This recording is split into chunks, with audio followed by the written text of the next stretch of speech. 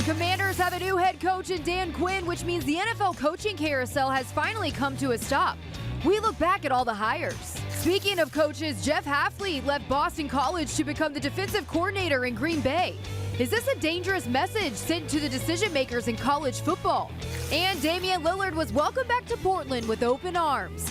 Our Oregon native Danny Kaye is on the show today to share what that moment meant in the Pacific Northwest. We'll discuss that and more next on The Rally. How's it going, everybody? Welcome to The Rally. Brooks Fletcher here alongside Joshua Perry. And we got Danny Kaye back in the studio with us. She's one of the hosts on the Tennis Channel and host of Live on the Line right here on Stadium. Danny Kaye, welcome back. Thank you. It's always good to hang out with you guys. Especially, I love it that they place me towards the weekend. It just feels like my weekend starts early because I get to hang out with my friends. That makes me feel I love it. I know, right? Well, we got a lot to get to. We're going to have a fun show coming your way here. Let's waste no more time and get right to it with today's big trends. We're going to start in the NFL because the final coaching spot has been filled, everybody. Earlier today, the Washington Commanders reached an agreement with Dan Quinn. Now, this is the second major hire under new owner Josh Harris. On January 12th, he hired new GM Adam Peters. So, JP, I'm going to start with you. What do you make of this hire? I think he's a good ball coach. Dan Quinn is somebody who I'm familiar with because I played in his defensive system. So I know kind of the architecture of how that defense works. It provides a lot of challenges. He wants to get aggressive, so I know on that side of the ball, it's going to be well put together. He's also a guy who's got head coaching experience in his past. He took a team to a Super Bowl. He's over 500 as a head coach. And so from that regard, I think he understands the way the league works and what you have to do to build a team. Danny brought up a really good question here before the show about his background as a defensive guy and having to work with a young quarterback.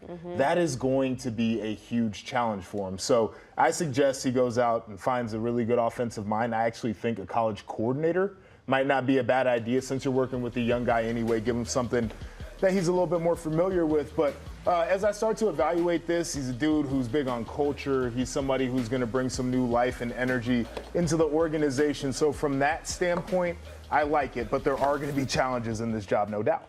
I'll tell you what I like about it, and that's the fact that the Commanders, one of their biggest rivals, who? Oh, Dallas Cowboys. So let's just take away a big piece of them and apply him to our staff. That's about where it ends for me with the Dan Quinn hire. I was very confused this morning when I saw this news, just because of the fact that JP just brought up. You have the number 2 overall pick. You have a quarterback controversy. Who are you going with? What's going to happen? And it's so late in this process that what offensive coordinator are you going to be able to get? I almost think JP nailed it right on the head, because who else in the NFL at this moment is going to go there and feel comfortable taking that position? I do get worried a little bit with Dan Quinn's head coaching experience when you say these 43 and 42 throughout his entire career. It's not the best. Obviously, notably, like we all saw the Super Bowl where you just absolutely lose that 28-3 lead. But also, the last taste in my mouth and in everyone's mouth is watching what the Cowboys defense put on the field against the Packers. And that's the last taste in everybody's mouth when it comes to Dan Quinn. I'm sure he's going to bring an excellent player-coach relationship in there. Micah Parsons continues to sing his praises. But I do have a lot of question marks as to if Washington truly believes that this was the best option, or were they just super late in the game? Well, I think that's a really good point to bring up here. Like, Dan Quinn, to me, feels like somebody who you could sell, and it's basically what I was selling as there's a lot of safety to hiring a coach like this, a veteran coach, guy who's been around the league. He's, done really well as a coordinator, got the Super Bowl on his resume, all those different things. To your point, it may not all be what it seems, but you cannot be late. You can't be the last one to make a hire.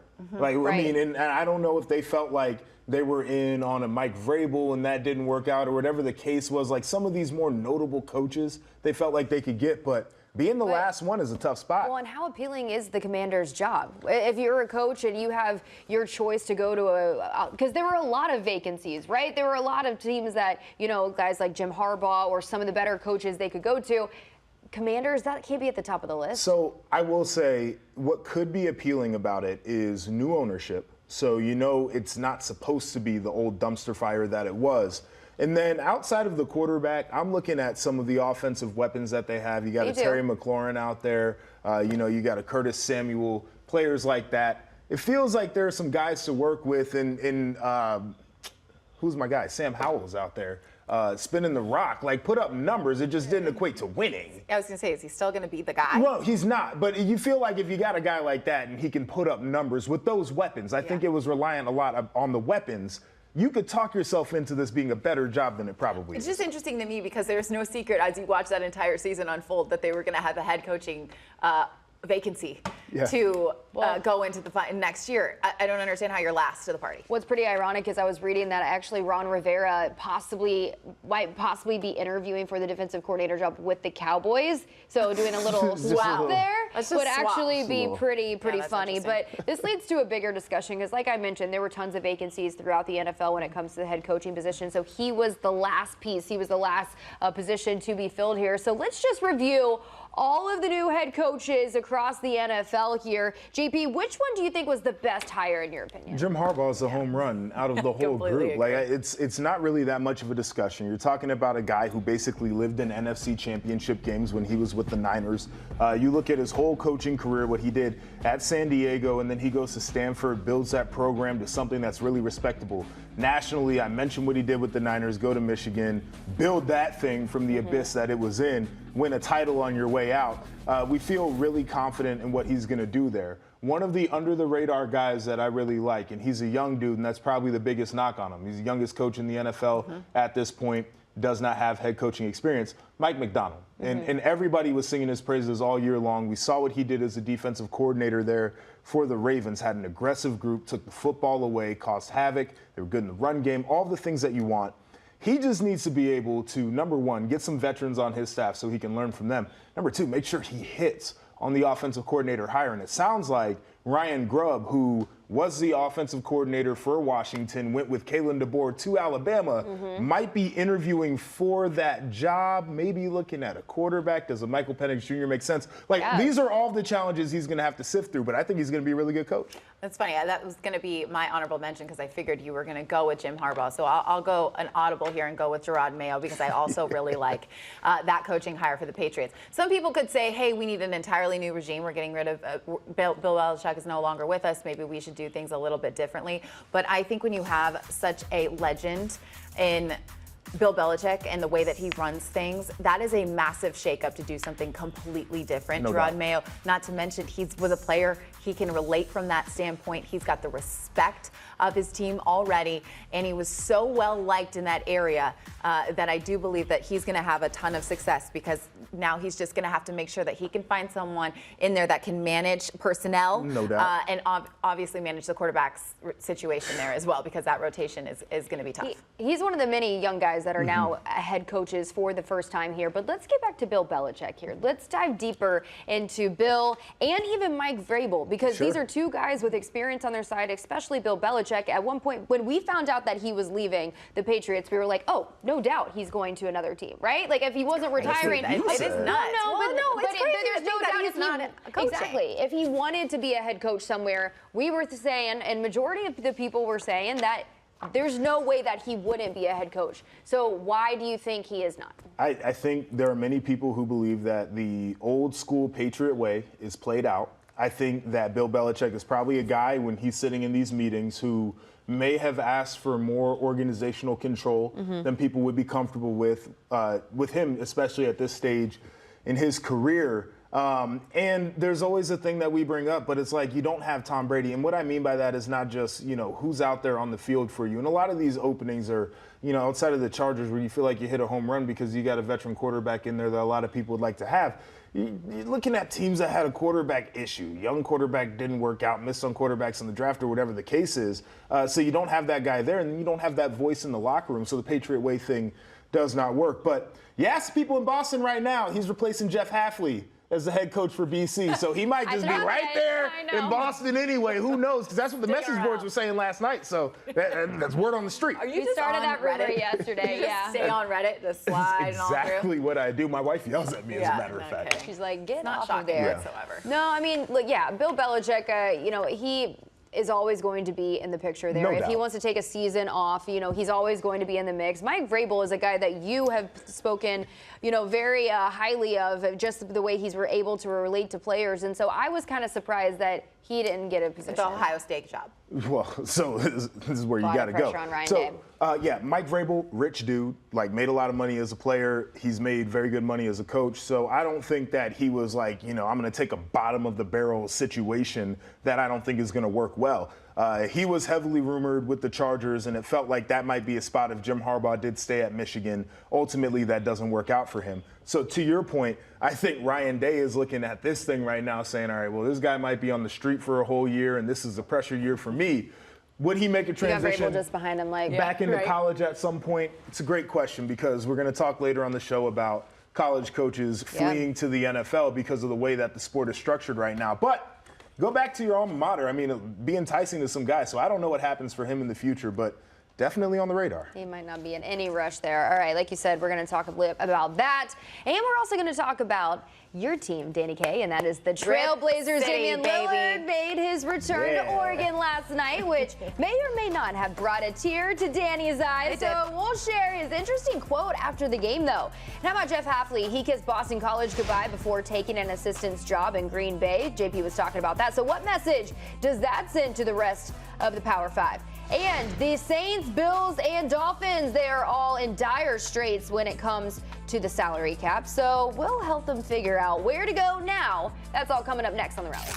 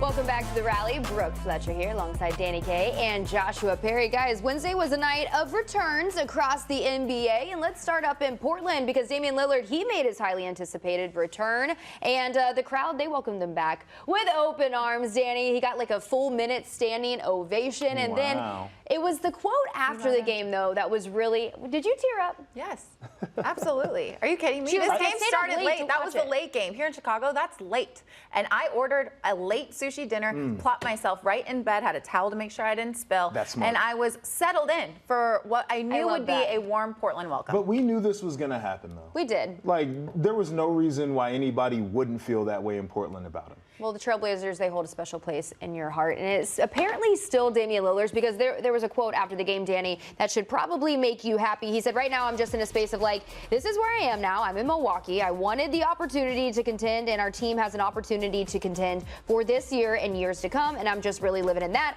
But I definitely, when I was traded, I see a day where I'll be a Trailblazer uniform again before I'm done. How does that make you feel, Danny? It makes me feel all warm and fuzzy inside. You know, it was a really special relationship between Portland and Damian Lillard. You got 11 seasons, nearly 20,000 points scored, and this loyalty that oozed out of him for the city. He still lives there. He mentioned that with the Blazers sideline reporter Brooke Olzendam in their courtside interview yesterday. Hey, I still call this place my home. Prior to the game, the day before, Adidas had an official court naming at the Adidas headquarters in Portland that is officially named now Damian Lillard Court.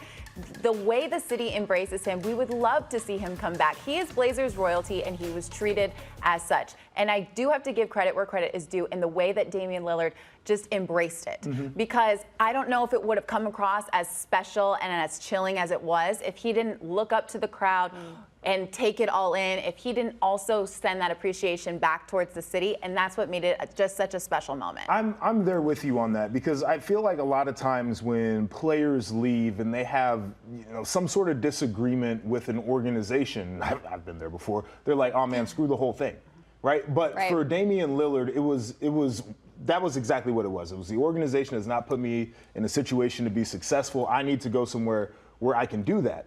But this city has always shown me love, and I love this city back, and I need the people to still know that. And I want them to feel appreciated by me because they appreciated me when I was here. And that's where it's just where I have to give credit to the city I grew up in. Smart sports fans, they understand that this wasn't on Damian Lillard. When he was there, he poured everything he had into that organization. And unfortunately, they just couldn't put the pieces around him to make him get his ultimate goal. And now he went off with the intention to hopefully do that. Now, was it sweet to watch the Blazers ultimately get the victory there? Yeah, duh.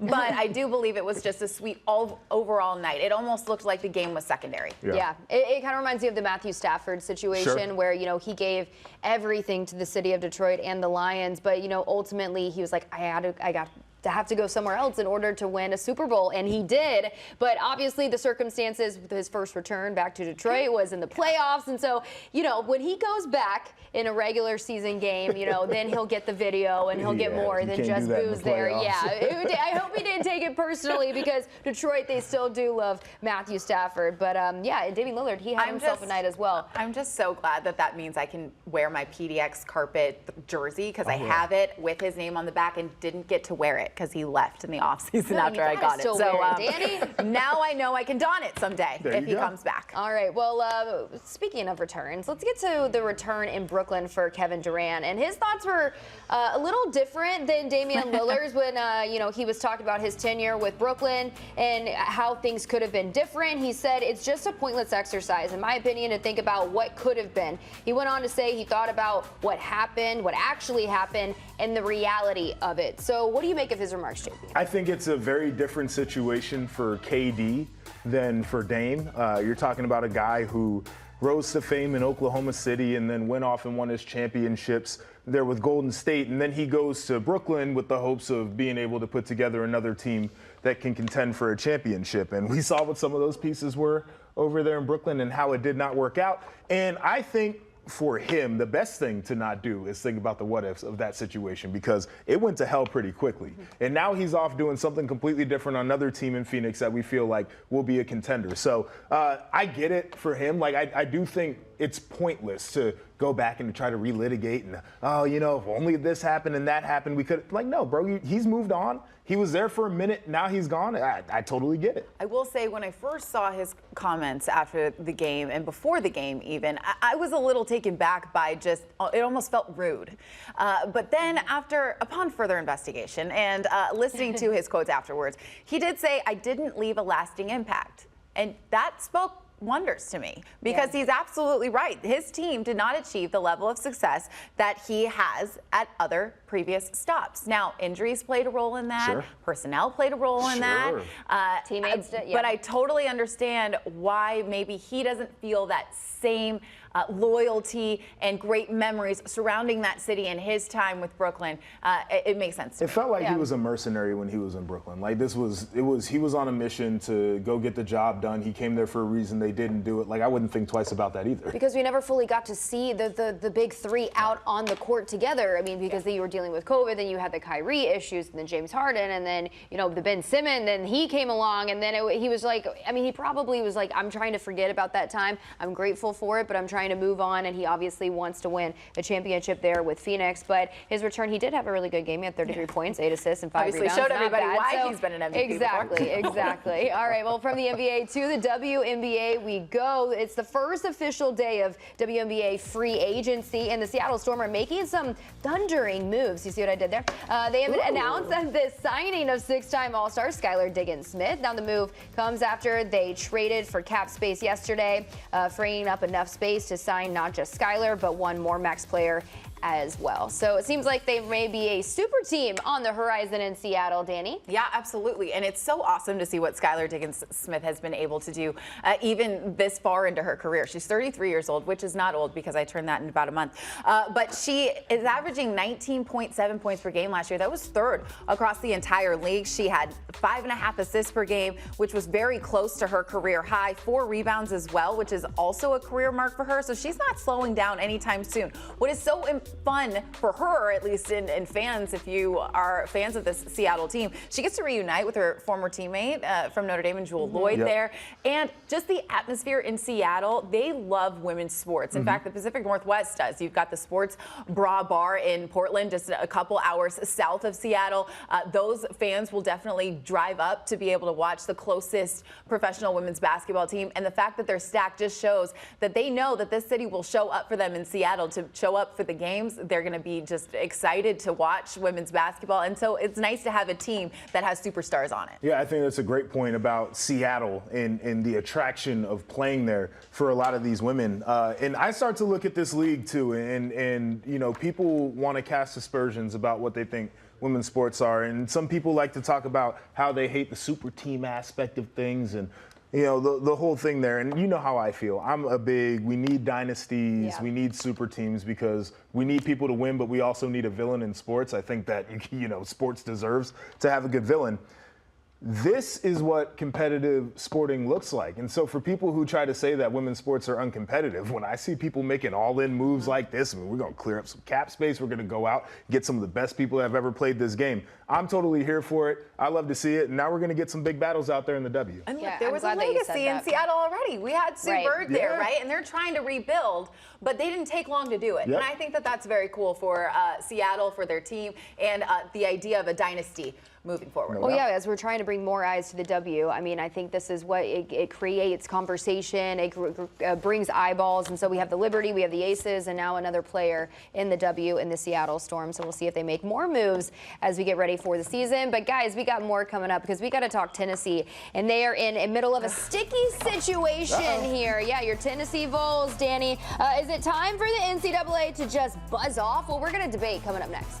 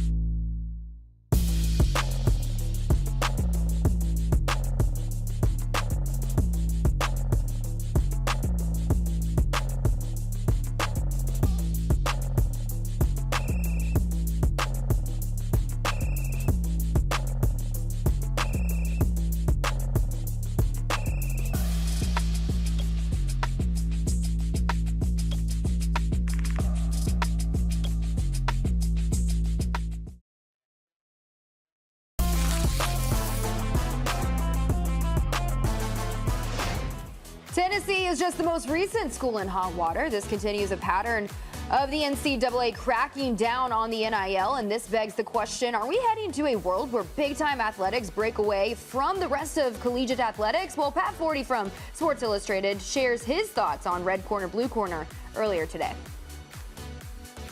They're a way to separate football and maybe basketball so that we don't have these disparities in the way programs are run and the way universities approach college athletics and so forth, because they're just different entities. Can you kind of untangle some of these arrangements that football has dragged everyone into and make them better for a whole athletic department? I don't know, but there's a lot of people that think that needs to happen and eventually will happen. The ultimate Armageddon scenario, which I've had people propose to me, is football actually just leaves the university.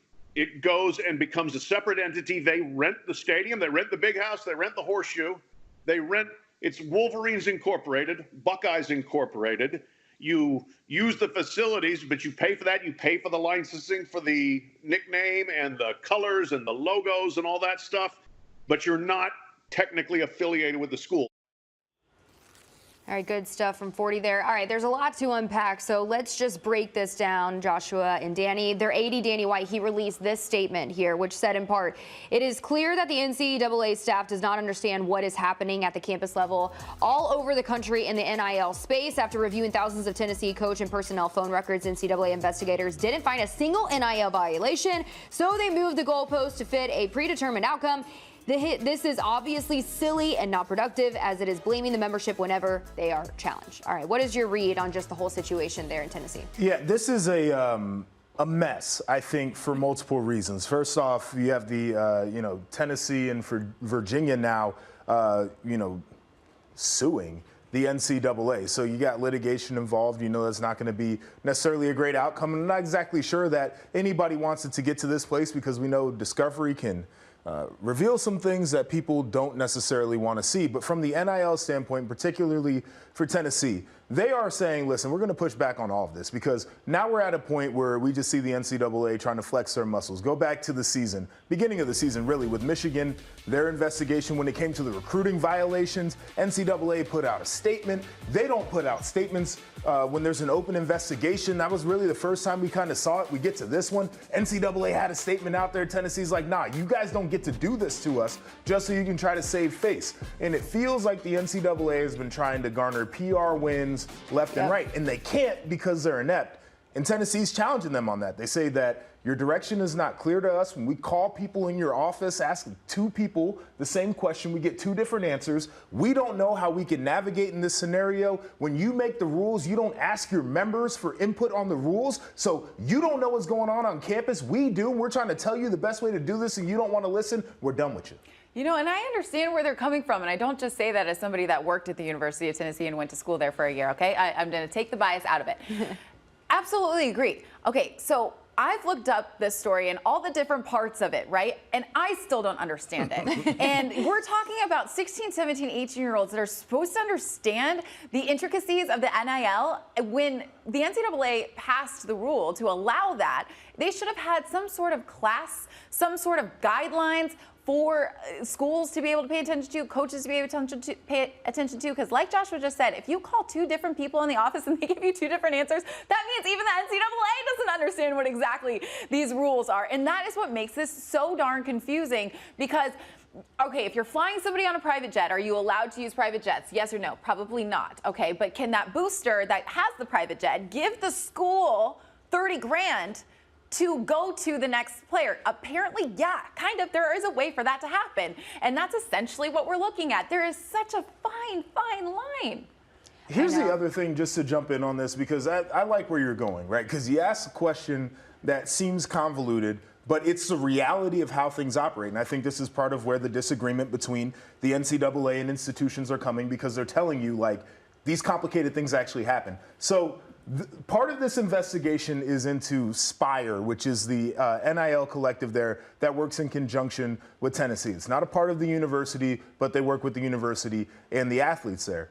Does the NCAA really have jurisdiction over a collective So now you're trying to control what the collective does. And I'm not exactly sure what Tennessee's state law is, but if kids in high school can sign NIL deals in Tennessee, they could independently sign with Spire. And they would say that is an inducement for that athlete to go to Tennessee. No. That is that athlete capitalizing on their name, image, and likeness, regardless of whether they go to Tennessee. And this is where the thing becomes super confusing. I don't understand what the NCAA's end game is here. They go from just being so strict when it comes to paying the players and so against it, and then now they're just hands off. But then they show up every now and then, and they're like, oh, you can't do that. And it's we don't know what you want. What do you want from us? Are you in or are you out? So this is what I swear they did this on purpose. So they're like, oh, we're just going to open this thing up, let these things happen to prove that we need to be here, to prove that we're necessary. And the schools are like, no, you're not really. We could actually govern this better ourselves. If we gave this permission to the conferences, for example, to govern NIL and transfer portal and some of these other policies, to come up with some of these rules, we could create and enforce rules better than you can. And I think that the schools are proving to the NCAA that they're wrong in this situation. At some point, I really do think that the conferences and their member institutions are going to take the power back. Okay, so that was going to be my next question. Do we see a world where football does separate from the NCAA? It should. And I've got a whole thing about this. No, I would actually rather defer to you on this one because I'm still just confused on the NCAA and the rules. So I'd just rather you take it, to be honest. I do think that football should govern itself. And I would make the argument that the Power Four should be governed differently than other levels of football. And I think part of this is a resource issue. I think part of this is also we fool ourselves every year into saying that there are 133 teams that are competing for the same championship by the end of the year. And that is just certainly not the case. We saw one group of 5 team make it into the college football playoff in the decade that we had it in that iteration of the 4-team playoff.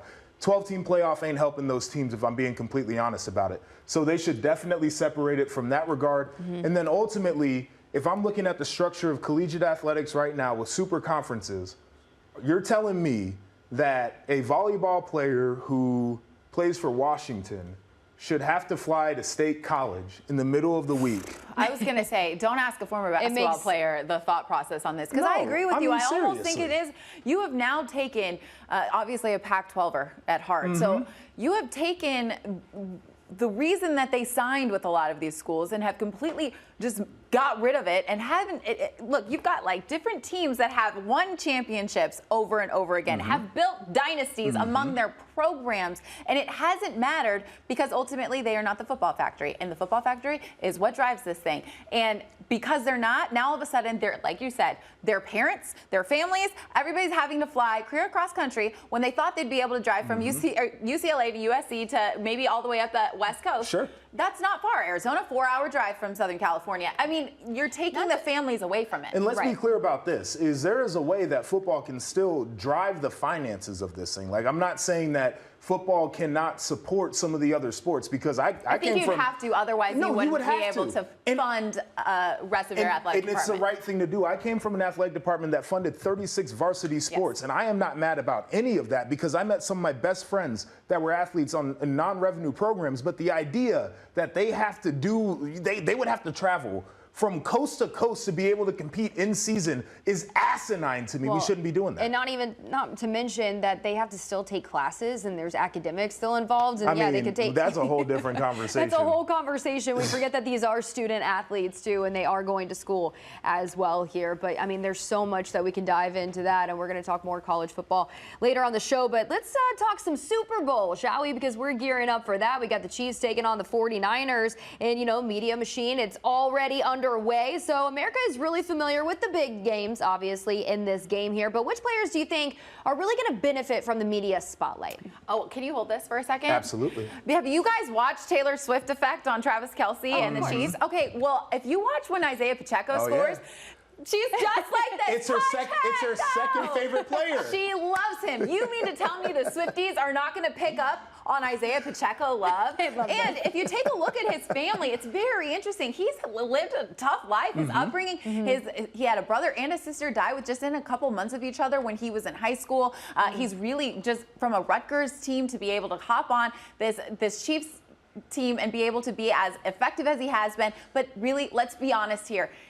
It's all about the Taylor Swift effect. Yeah. And she loves him, therefore all the Swifties are jumping on board, and that's what's going to cause the big moment for Isaiah Pacheco. You know what? I huge love for that. them. He has been huge. And My I gosh. covered him back when he was at Rutgers. I thought he was a phenomenal player, but to your point, a person that you just want to cheer for, so I hope he gets his shine. Now, if you ask me, I'm going with L'Jarius Sneed.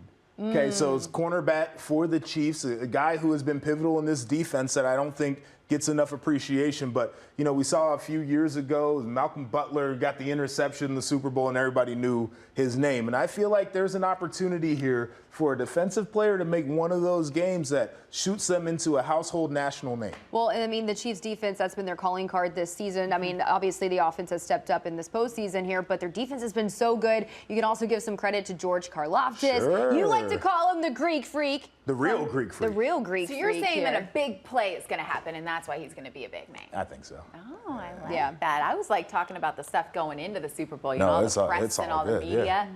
I like that. That's awesome. You know, earlier you were talking about Bill Belichick maybe going to Boston College. That's because there's an opening now. Jeff Hafley leaving Boston Yes. College for the Green Bay Packers. That leaves us with a lot of questions. So we're going to try to get to the bottom of that coming up next on The Rally.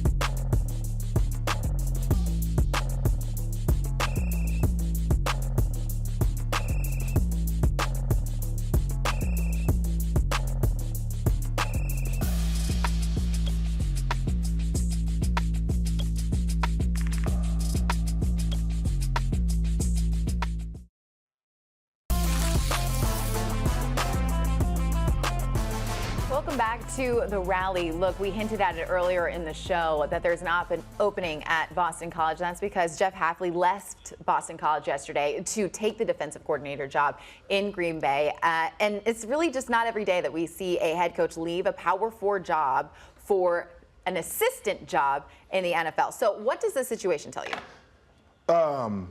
The state of college football right now, we were just getting into the conversation there surrounding Tennessee and their football program being under investigation. It is not sustainable into the future. You look at NIL and what that requires, having to work even more closely now with boosters and collectives and the fundraising that goes along with that, trying to figure out how you manage your salary cap for your team? Can you pay somebody a certain amount of money without bothering somebody else in the locker room? What is a guy actually worth? Do we even know in some of these situations? Then you look at the transfer portal with some of the windows that are there, the amount of recruiting that has to go on. Now you're worried about people tampering with your roster. Do you have to tamper with other rosters so you can stay competitive? These are questions that people would ask. I think the schedule in general for college football is a little bit wonky there, where now you have hiring cycles when you are trying to prepare for a bowl game, when you are trying to firm up your recruiting class because of the December signing period. These are things that do not make sense. Why would you have free agency going on around the same time where you're crowning a champion for your sport? That sounds stupid. And so these are the things that college coaches have to deal with. And for Jeff Hafley, who's at Boston College, probably making $4 million a year, would you cut your salary in half to go be a coordinator in the NFL? So $2 million, go be coordinator of the Green Bay Packers. Now you don't have to worry about that, and you just get to coach the X's and O's. I would suspect that there are many more coaches that feel this way. I think we saw one of them for sure in Nick Saban that said, I'm 72 years old, I don't want to deal with this anymore. When 72, it's time for you to retire, but I think that's part of what pushed him out, is what college football is right now. I think Jim Harbaugh, looking at the decision, there were internal issues there at Michigan preventing him from coming back, but he probably also said, they're going to pay me $16 million to be the head coach in the NFL. It's more than the $12 million Michigan offered me, and I'm going to have way more of my free time. I'm going to be gone. And I wouldn't be shocked to see maybe a Kirby in a couple of years who's got championships to his name, a Dabo Swinney who's got championships to his name. Hell, you saw it a little bit with Dan Mullen, who's over there on ESPN. Things weren't necessarily going well at Florida, but he didn't like to recruit anyway. And he said, you know what, I'm going to call my shot and go make money doing TV and not coach anymore.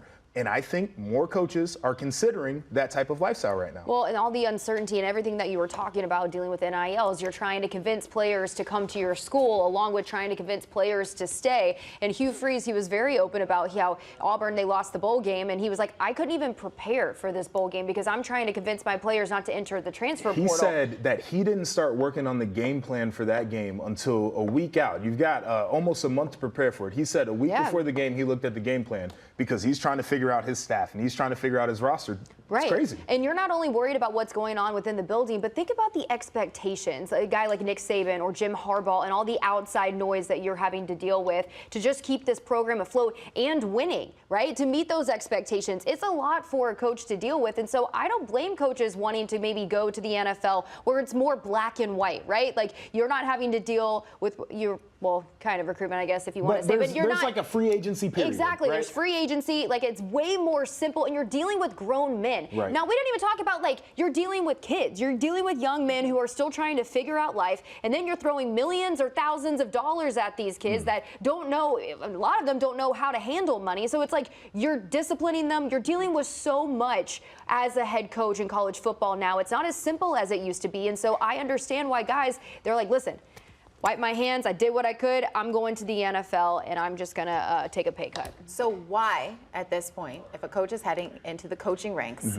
why would someone want to coach in college? Because there's more jobs. Because it's easier to get a job in college because you can start from the bottom up at a low-level school as a graduate assistant, continue to work up the ranks. There's only 32 teams in the NFL. Like, I truly think for a lot of guys is going to be the only reason why they would pick college over the NFL. Isn't that unfortunate, It though, is. that it's gotten to this point where, I mean, you would consider like the Alabama job or some of these jobs at the most notable programs in the country. This is a job that people kill for, that they work their entire life or career to get to that point. And now it's just like, do I even want that job? So, do I want to deal with all the expectations that come with it? I think that there are going to be a lot of coaches who still covet those jobs, no doubt. But I don't think that they're going to think of it as I'm going to be here for 10 or 15 years. I think they're going to be like, I'm going to go make my little run at a title, and then when I'm ready to call it quits, I'm going to be done. I also think there's something to be said for guys that go into coaching.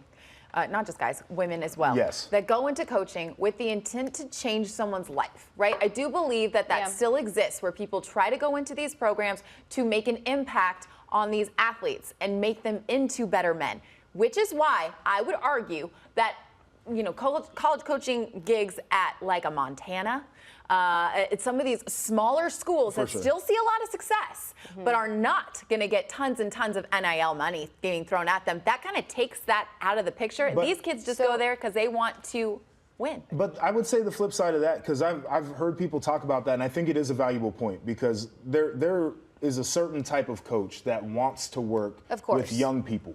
But even at Montana, if you have an All-American at Montana, somebody's probably trying to poach him off of your roster. And so if you're a coach, you ask the question, because you feel like players are mercenaries, and I see players getting processed. What process means is coaches will churn you off of the roster so they can open up a spot and go get somebody either in high school recruiting or out of the portal. I see that happening more often because we have shifted from we are in a service to young people, developing young people. We're out here for the love of the game to fully 100% business. And if these kids are not holding up their end of the bargain, I'm kicking their ass out of school. They're going to be somewhere else. I'm going to get my roster spot back. And I think even coaches have had a subtle mentality shift of this kid will burn me anyway, so I'm going to get ahead of that. Coaches worry about that. It's like, you're costing me my job. Yes. And I've been raising the question for a while since we went to NIL is how is this going to impact the quality? Because if you are having even the turnover with the coaching position and with players, and you talked about it, when you're not focusing on, the camaraderie as much in college football, it's all about the bottom line. What's the long-term effect, JP? How does it impact the quality? Well, I think if you don't have quality coaches, you cannot develop quality players. I think as a player, if you're not in a system for multiple years being developed and being coached and coached hard, but you know that you're appreciated and loved, you can't hit your potential as a player. So that's a problem. But this is not all doom and gloom. This is not college football is going to hell in a handbasket. It's a pretty simple solution to all of this. National legislation for name, image, and likeness, and fix the freaking calendar and close down the portal just a little bit. And then we got this thing figured out. Make me the commissioner of college football and I'll help you. This is not complicated. I will tell you, it's not rocket science, people. It's not fun to argue with JP. So I mean, I get it. Nobody may wins work. arguments. That's my with him. point. So maybe you are perfect for that job. Maybe I am. Sign the petition, folks. All right, well, let's get to a little bit more debating and say it louder here because we're going to switch gears and go to the NBA. The league has gone through different phases, and I think the game's in a great place, and they'll continue to tweak things. I think you'll see that they'll probably be trending towards allowing more defensively. I think there has to be. It's gone probably too far the other way. Just like in the 90s, it went too far, with the physicality, and it wasn't good for the game. All right, well, speaking of how games are changing, the NBA, that was head coach of the Knicks, Tom Thibodeau. And Danny, you played college ball, so obviously this is your bread and butter here. This has been an ongoing question, I feel like, in the NBA as we are starting to see more explosive offensive performances. Do you think the league needs to go back to more towards the defensive end? I do, personally. And I was an offensive player. I didn't love defense, and I feel like there are people that love one or the other.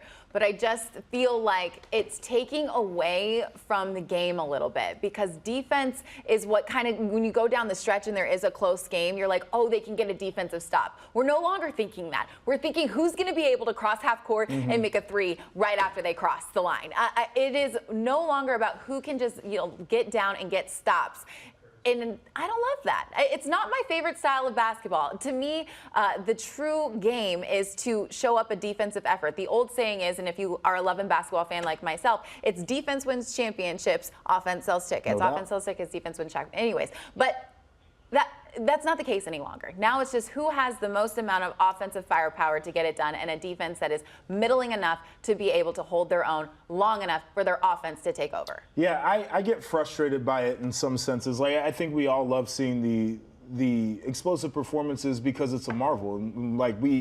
I think we have appreciation for these athletes and some of their skills and some guys' ability to pull up from the logo and just drain it with consistency. I think it's something that we can certainly appreciate. But to your point, I played, defense as a defensive player in football. When I played basketball like a football player. Yeah. I was a defensive specialist. And the idea that guys do not give the effort and that the rules are created in such a way that it leans toward the offense, I think is a strain on the game. One of the things that is a shame to me is we could get to a point where we look back on some of these 70-point performances and we'll say, yeah, but the era of basketball, they weren't playing defense. So it's not as impressive as when some other guys might have scored 40 or 50 in a game back in the day because of the way that the game was played. So I think it'd be good. I don't think you can take too much offense out the game because people will be bothered by it. But we need to peel it back. It's a little bit difficult to watch. It is tough for me. I tend to lean more towards college basketball for that reason,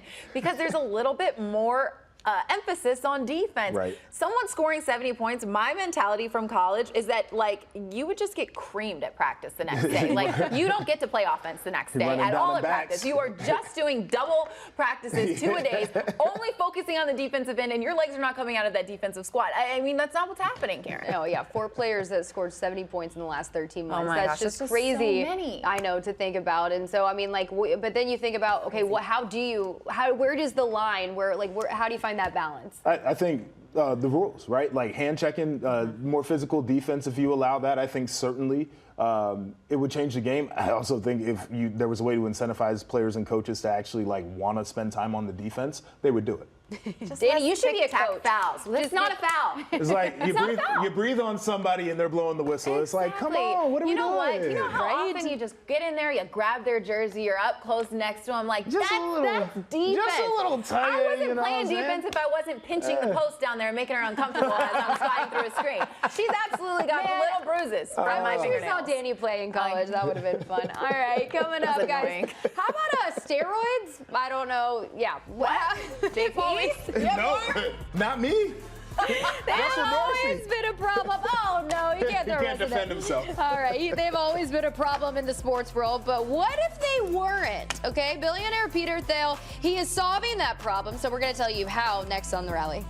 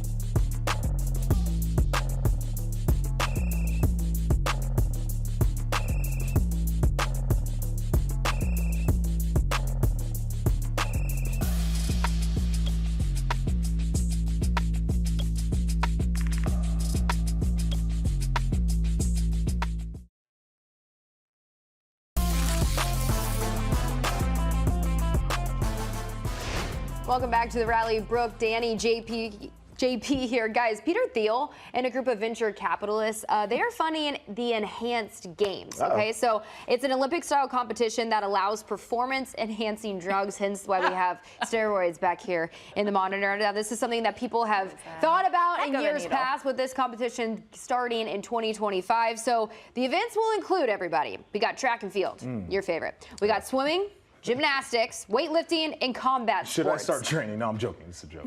I'm just like, but aren't we worried that because with steroids, like the whole issue is that you could get seriously injured? Okay, so I did ask this question about these enhanced games, and they will have these players under doctor care and monitoring for those very reasons. They'll look for, you know, any underlying health conditions, cardiac issues, things of that nature, because this is a dangerous endeavor. I don't know how I feel about it, but of course we had to, you know, get the AI machine in on the action here just to give us an idea of what we can expect when these games get underway. So how about the ski jump pick? Let's take a look. Oh, Lord. It's like two Arnold Schwarzeneggers on skis. Some big That's shoulders. insane. You know what? I would think they were too top heavy. They'd tip over. Probably. You're Down right. the hill. Probably. I'd see it a head injury. They're probably cold. Okay, javelin. How about that? Okay, Boy, this is where I she's think, swole. I She think is that could swole. apply. Dang. I bet she can throw that thing. Wait, back. are That thing those is just gonna pills fly. just floating around her? They are pills. I love that. Yikes. AI. Ice at it skating, again. man. Maybe we could see them like throw people. Oh. Whoa! I was not expecting. Dang. Why is he ice skating in a Speedo? I don't know. There's a lot of striations, though, Got a on those lot big, going on in the bulging thigh. muscles. Jeez. Couples ice skating. Now Yeah, he and they're vascular, he's too. strong, but can he lift his arms over his head to throw her in the air? Yeah. If No, he it's is gonna go to lifting here. the right way, he should be doing his flexibility, mobility, Here, all of that. course, that's what you're Okay, saying. how about a question? That poor horse. The horse better Now- be on steroids in this situation if you got a jockey that big. Yeah, especially if you got to hold him up. Exactly. You're expected to run fast. Kind of does look like he's on steroids there. That's insane. Oh my gosh. I could only imagine in gymnastics, like the flips and stuff that they would be doing on steroids. Oh my God. I don't want to think. What are we doing as What a are we society? doing? What is happening? Are we living in a simulation? Have a good night. We'll see you tomorrow. Bye.